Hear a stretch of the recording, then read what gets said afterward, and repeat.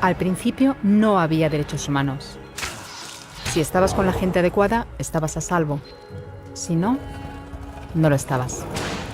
Pero entonces Ciro el Grande decidió cambiar todo eso. Tras conquistar Babilonia, hizo algo completamente revolucionario. Anunció que todos los esclavos podían irse en libertad. También dijo que la gente era libre de elegir su religión, sin importar de qué grupo fueran parte. Documentaron sus palabras en una tablilla de arcilla, conocida como el cilindro de Ciro, y así sin más nacieron los derechos humanos. La idea se extendió rápidamente, hasta Grecia, la India y al final hasta Roma. Se dieron cuenta de que la gente seguía de forma natural ciertas leyes, incluso aunque no se les dijera que las siguieran. Llamaron a esto derecho natural, pero siguió siendo pisoteado por quienes se encontraban en el poder. No fue hasta 1000 años más tarde en Inglaterra donde finalmente hicieron que el rey estuviera de acuerdo en que nadie podía invalidar los derechos de la gente, ni siquiera un rey. Los derechos de la gente fueron finalmente reconocidos y estaban ahora a salvo de los que estaban en el poder. Hasta cierto punto. Todavía hizo falta que un grupo de rebeldes británicos declarara su independencia antes de que el rey entendiera que todos los hombres han sido creados iguales. Es decir, no es que a él le gustara la idea, sino que no pudo pararles, y así nació América. Los franceses siguieron inmediatamente con su propia revolución por sus propios derechos. Su lista era más larga e insistían en que esos derechos no eran solo inventados, eran naturales. El concepto romano de derecho natural se había convertido en derechos naturales. Por desgracia, no todo el mundo estaba tan entusiasmado. En Francia, un general llamado Napoleón decidió derrocar la nueva democracia francesa y se coronó a sí mismo emperador del mundo.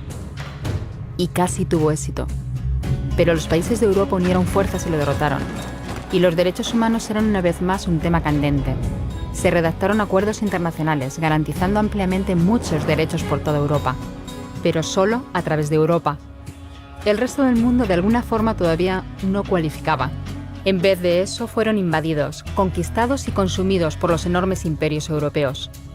Pero entonces un joven abogado de la India decidió que ya había sido bastante. Se llamaba Mahatma Gandhi y frente a la violencia insistió en que toda la gente en la tierra tenía derechos, no solo en Europa. Al final hasta los europeos empezaron a estar de acuerdo. Pero no iba a ser tan fácil. Habían estallado 2 guerras mundiales. Hitler exterminó a la mitad de la población judía de la Tierra en los horrorosos campos de muerte nazi. En total, 90 millones de personas habían muerto. Nunca los derechos humanos habían estado tan horriblemente cerca de la extinción. Y nunca había estado el mundo tan desesperado por un cambio. De forma que los países de la Tierra hicieron causa común y formaron las Naciones Unidas. Su propósito básico era reafirmar la fe en los derechos humanos fundamentales, en la dignidad y el valor de la persona humana. ¿Pero qué eran los derechos humanos? ¿Eran las proclamaciones de Ciro? ¿El derecho natural de Roma? ¿Las declaraciones de Francia? Todo el mundo parecía tener una idea ligeramente distinta de lo que deberían ser los derechos humanos. Pero bajo la supervisión de Eleanor Roosevelt, finalmente se pusieron de acuerdo en una serie de derechos para absolutamente todo el mundo. La Declaración Universal de Derechos Humanos. El concepto francés de los derechos naturales se había convertido finalmente en los derechos humanos.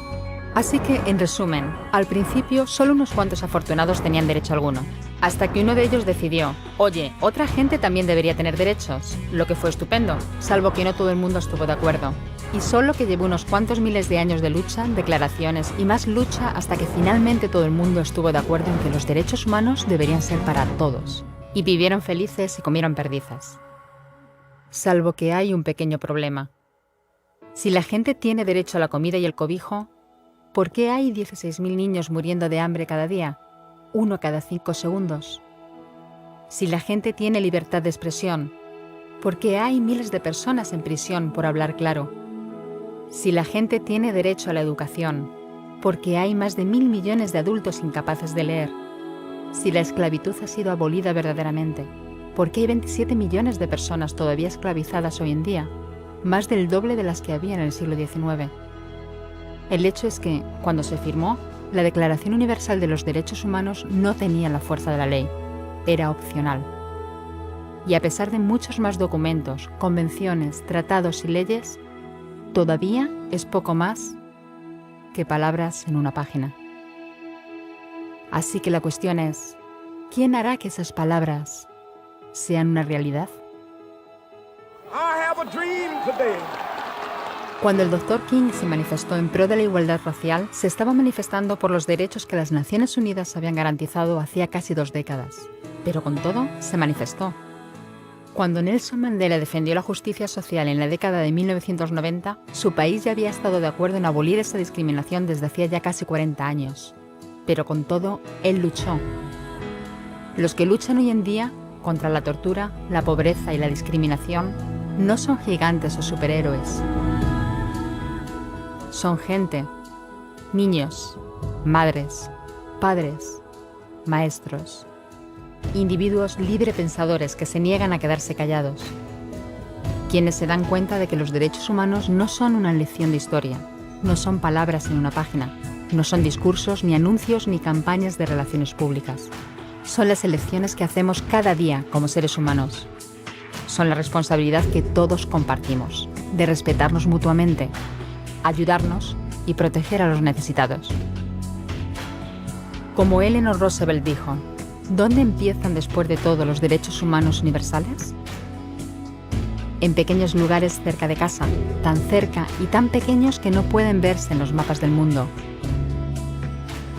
Aún así, son el mundo de la persona individual, el barrio donde vive, la escuela o la universidad a la que asiste, la fábrica, la granja o la oficina donde trabaja.